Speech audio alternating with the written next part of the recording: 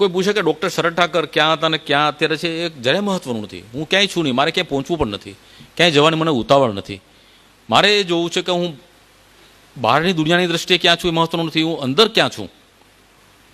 એક નાનપણમાં શેરીમાં આતંક મચાવતો છોકરો બાનો માર ખાઈ અને સુધરી ગયો, સુધરતા સુધરતા ડૉક્ટર બન્યો, લેખક બન્યો, અને લેખક બન્યા પછી એ અંદરથી કેટલો સ્વચ્છ થયો ને, અને કોના કારણે થયો. જે કંઈ મારામાં સંસ્કારિતા છે, હું કે બહુ સંસ્કારી કે બહુ સારો છું એવો દાવો ક્યારેય કરતો નથી.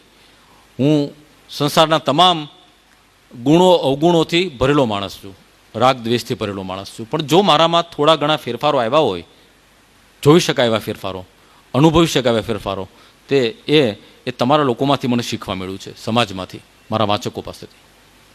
બેઝિકલી હું નાનો હતો ત્યારે બહુ આસ્તિક હતો, ભગવાનમાં મને શ્રદ્ધા, કારણ કે હું મારી બાનું પૂંછડું હતો, માવડીયો હતો. મારી બાનો સાડીનો છેડો પકડીને ઘરમાં ફેરા કરું. એ શાકભાજી લેવા જાય તો એની પાછળ પંચાયતીમાં જઉં, એ હવેલીમાં જાય, સ્વામિનારાયણ મંદિરમાં જાય, મહાદેવના દર્શને જાય, મહાલક્ષ્મીના મંદિરે જાય. અમારે જુનાગઢ તો મંદિરોનું શહેર કહેવાય, ભૂતનાથ ને ભવનાથ ને એ બધા મંદિરોમાં હું મારી બાની પાછળ ફરું ને દર્શન કરું. અને મને પૂરેપૂરી આસ્થા કે કંઈક છે, મારી બા માને છે એટલે ભગવાન હશે જ એમ, એવું હતું. પછી મેડિકલ કોલેજમાં ગયો અને હું નાસ્તિક બની ગયો. મને ઈશ્વરમાંથી પૂરેપૂરી શ્રદ્ધા ઉડી ગઈ કે ખરેખર ભગવાન જેવું કંઈ છે નહીં. મને યાદ છે કોલેજમાં હું એક ડિબેટ જીતી ગયો હતો, ઈશ્વર છે કે નથી. એમાં મેં ઈશ્વરનું ઇનકાર એ વિષય ઉપર દલીલો કરી, હું એ ડિબેટ જીતી ગયો હતો. એવી ધારદાર દલીલો કરેલી. એમાં મેં પ્રતિપાદિત કર્યું હતું કે ઈશ્વરે મનુષ્ય નથી બનાવ્યો, મનુષ્ય ઈશ્વર બનાવ્યો છે. મને એક પણ દ્રશ્ય બનાવો કે જ્યાં ભગવાન માણસનું ઘડતર કરતો હોય, આમાં ટાંકણું લઈને. હું તમને એવા 1000 દાખલા બતાવું કે જ્યાં માણસ શિલ્પી પથ્થરમાંથી ટાંકણું ઘડીને ભગવાન બનાવતો હોય. એટલે આ બતાવે છે કે માણસે ભગવાન બનાવ્યો છે, બરાબર. અને એટલા માટે ભગવાન અલગ અલગ છે બધા, કેમ એક જ ભગવાન નથી આખી દુનિયામાં. આવી દલીલો તર્કબદ્ધ દલીલો હતી. અને અત્યારે મને સમજાય છે કે દરેક તર્કબદ્ધ દલીલમાં સત્ય નથી હોતું, એમાં ખાલી તર્ક જ હોય છે. તમે તર્કથી બધું સાબિત કરી શકો પણ સત્યને સાબિત કરી શકતા નથી. પણ ત્યારે હું નાસ્તિક હતો, અને પછી જિંદગીમાં અનુભવો થયા, ક્યાંક ઠોકરો ખાધી, ક્યાંક કોઈ અદૃશ્ય પડછાયે મારો હાથ ચાલીને મને બચાવી લીધો. અને ત્યારે સમજાયું કે હાથ કોનો હતો, અને ત્યારે સમજાયું કે ઈશ્વર છે. અને છે એટલે ઈશ્વરે કદાચ મને આસ્તિક બનાવવા માટે જ એવા ચોટદાર પરચાઓ આપ્યા છે, અસંખ્ય પરચાઓ. હમણાં હું આ મહિને જ એક લેખ તો લખી ચૂક્યો હતો, પહેલાં સિંગાપુરના અભિષેક સોનીનો. પણ એ વાત કરતાં પણ મારે બીજી વાત કરવી છે, થોડા વર્ષો પહેલાં બનેલી. બપોરના સમયે અચાનક એક રિક્ષામાં એક મુસ્લિમ ગરીબ પેશન્ટ કપલ જતું હતું ડિલિવરી માટે.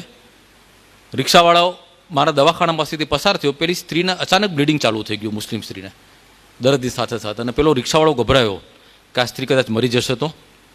એ જતો તો general hospital, municipal LG hospital તરફ. પણ એ ગભરાયો ને એટલે રિક્ષાવાળાએ મારું બોર્ડ જોયું દવાખાનાનું, એટલે બંને જણાને ધક્કા મારી નીચે ઉતારી દીધા કે જલ્દી ઉતરો, મારી રિક્ષામાં કંઈક થઈ જશે. એમ કરી એ ભાડું લેવા લીધા વગર ભાગી ગયો. હવે મારા દવાખાનાના ઝાપા પાસે આ ઢગલો થઈને બાઈ પડી. એટલે મારા સ્ટાફના બેને કીધું કે સાહેબ મરી જશે આ બાઈ તાત્કાલિક. મેં તો લઈ લો ટેબલ ઉપર, કારણ કે આવી ઇમરજન્સીમાં પૈસાનો વિચાર ના કરે, માનવતાનો વિચાર કરે. એને મેં લીધી. પેલાને કીધું કે ભાઈ તારી પાસે થોડું ઘણું તો છે ને, કારણ કે હું ટ્રીટમેન્ટ ચાલુ કરીશ. મને ખબર છે કે આ એક એવી સ્થિતિ છે કે જે મિનિટે હું કેસ હાથમાં લઈશ એટલે ખર્ચનું ચક્કર ચાલુ થઈ જશે, આગની જ્વાળાની જેમ પૈસા ભરખાઈ જશે દવાઓ. મને કે સાહેબ 1500 રૂપિયા છે મારી પાસે. મેં તો ચાલશે, 1500 રૂપિયામાં તો મારો દવાનો ખર્ચ તો નીકળી જશે. એમ કરીને મેં કેસ હાથમાં લીધો. અને ઉપરવાળો કદાચ મારી કસોટી કરવા ધારતો હશે. એ સ્ત્રીની સ્થિતિ એટલી નાજુક થઈ ગઈ કે મારે 3-4 બાટલા લોહી મંગાવવું પડ્યું, તાત્કાલિક એનેસ્થેટિસ્ટને બોલાવવા પડ્યા, ઓપરેશન કરવું પડ્યું, સિઝેરિયન, એનું બાળક અને બેનો જીવ બચાવવો પડ્યો. ખાલી મારો ખર્ચો ગણો ને, એનેસ્થેટિસ્ટ ખાલી 4000 રૂપિયા લઈ ગયો, 4500 રૂપિયાની દવા થઈ, 2-3000 રૂપિયાના બ્લડ બોટલ્સ થયા. મારો રહેવાનો ખર્ચો જુદો, ઓપરેશન થિયેટરમાં જે મશીનો વપરાય, એના જે મોંઘા વાયક્રિલના દોરા વપરાય, એ બધાનો ખર્ચો ગણીને હું હિસાબ માંડવા બેઠો તો 20000 રૂપિયા થયા.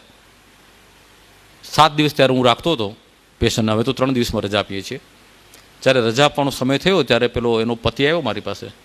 મેં તો ભાઈ તારે જે આપવું એ આપ, મારો ખર્ચો ગણું તો 20000 છે.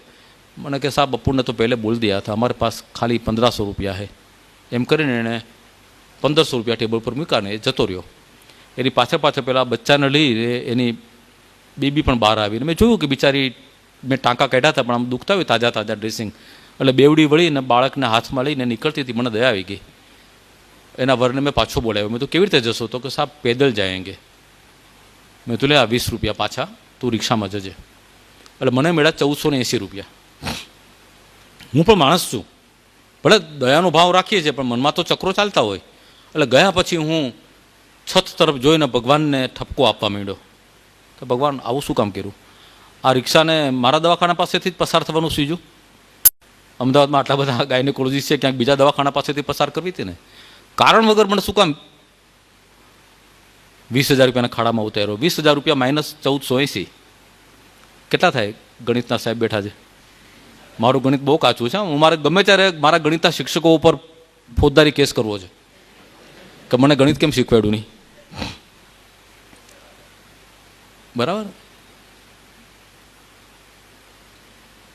એટલે હું ભગવાન સાથે રિસર્ચ ઝઘડવા બેઠો કે ઘોડા અગર ઘાસ સે દોસ્તી કરેગા તો ખાએગા ક્યાં.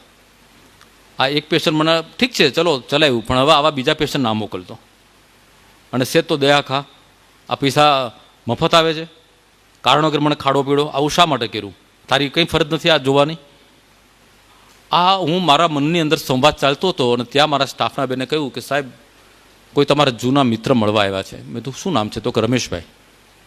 મેં તું રમેશભાઈ તો મને હમણાં કોઈ યાદ આવતું નથી મારા મિત્ર હોય. હા 15-17 વર્ષ પહેલાં એક મિત્ર હતા રમેશ પટેલ, મારું જૂનું દવાખાનું હતું ત્યાં એની નાનકડી દુકાન હતી વોલપેપરની. મને કહા એવું જ કહે છે. તો બધું મોકલો એને. મારા મિત્ર હતા એ, બરાબર. એ આવ્યા, અમે બંને ભેટી પડ્યા. મેં તો અરે રમેશભાઈ તમે ક્યાંથી? અને તમારો તો રંગઢંગ બદલાઈ ગયા. તો હા સાહેબ આપણે એક દુકાન હતી એમાંથી 4 મોટા મોટા શોરૂમ કર્યા છે અને ભગવાનની દયાથી ખૂબ કમાયો છું. કે અહીંથી પસાર થતો હતો BMW કાર લઈને, તો તમારું બોર્ડ જોયું તો એમ થયું કે સાહેબને મળતો જાઉં. મેં તો આવો બેસો. બેઠા. ત્યારે અમે જ્યારે મિત્રો હતો ત્યારે હું લખતો નહોતો, એટલે પહેલી વખત મને એ વાત કરતા. મને કે સાહેબ બહુ સુંદર લખો છો તમે ડૉક્ટરની ડાયરીમાં, એમાં પણ તમે જ્યારે કોઈ ગરીબ સંસ્થા વિશે કે કોઈ ગરીબ પેશન્ટ માટે લખો છો ને ત્યારે કે મને એમ થઈ જાય છે કે સાહેબને જઈને કંઈક મદદ કરી આવું, આર્થિક મદદ. મારી પાસે બહુ પૈસા છે, એટલે સાહેબ ભવિષ્યમાં તમારે કંઈ જરૂર પડે તો મને કહેજો. મેં તો ભવિષ્યમાં નહીં, અત્યારે જ જરૂર પડી છે. અત્યારે જ હું ખોટ ખાઈને બેઠેલો છું. બોલ કેટલા આપે છે? તો કે અત્યારે તો હું કંઈ ચેકબુક કેવું લાવ્યો નથી અને ખિસ્સામાં કંઈ એટલા બધા પૈસા હોય નહીં. મેં તું 10 રૂપિયા ચાલશે પણ તું આપ મને, કારણ કે મારે ભેગા કરવા છે. ગમે તે સંજોગોમાં 20,000 રૂપિયા જોઈએ છે. આવું ચાલે નહીં. મેં કીધું આ ભગવાનની સામે મારે લડાઈ કરવી પડશે. અરે કે સાહેબ અવાજ કરો ને એમાં શું છે? એને ખિસ્સામાંથી પાકીટ કાઢ્યું, તગડું ફૂલેલું પાકીટ હતું. ટેબલ ઉપર એને રીસર ઊંધું વાળી દીધું.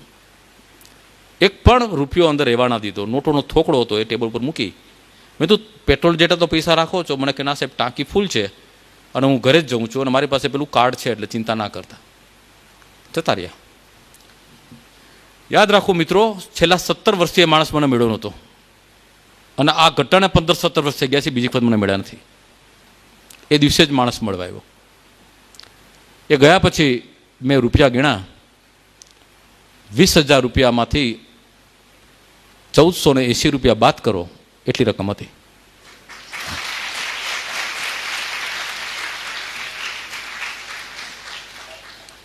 ફરી વખત હું ચોધાર આંસુ રડી પડ્યો. ખૂબ રડવું એવું. કોને કહું?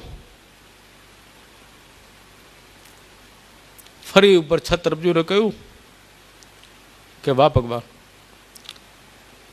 તું ચાર્ટર્ડ એકાઉન્ટન્ટ પણ થયેલો હોય છે, મને ખબર નહોતી. પાયનો હિસાબ રાખ્યો છે. 20 રૂપિયા કાપી લીધા એણે. હા બરાબર. રાત્રે 1480 રૂપિયા કાપી લીધા. એ દિવસે મને ખબર પડી કે ઈશ્વર છે 100% છે ને હાજરા હજુર છે. તમારી પાસે જ ઊભો છે, બધું જુએ છે. આપણે એને જોઈ શકતા નથી.